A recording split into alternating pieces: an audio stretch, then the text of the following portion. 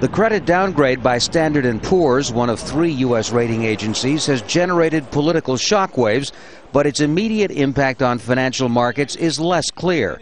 The debt is denominated in dollars. The U.S. prints dollars. How can we not be able to pay off our debt?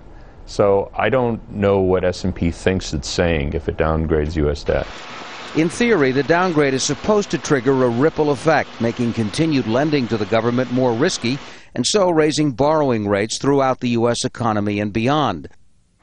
Yet on Friday, the U.S. Treasury's 2-year bond sold for a record low interest rate, as investors around the globe fled the stock markets and bought more American debt, still seen as a relatively safer investment.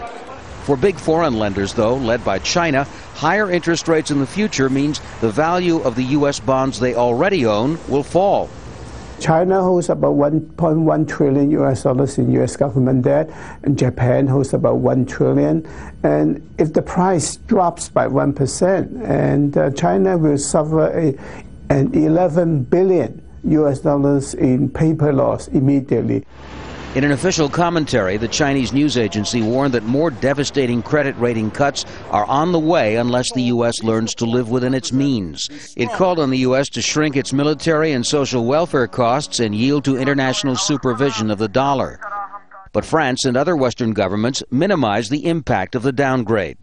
They were intending to do that downgrade. At the same time, the other 2 major ratings agencies, Moody's and Fitch, continue to have the American economy rated at AAA. So I think people just need to look at all of the facts.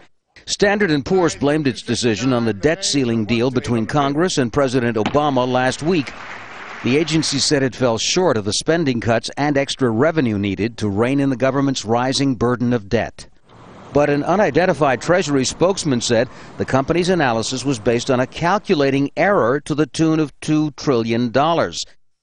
Yet until the sputtering American economy shows signs of revival, the downgrade reflects a growing perception that the country's most productive days may be behind it. Tom Ackerman, Al Jazeera.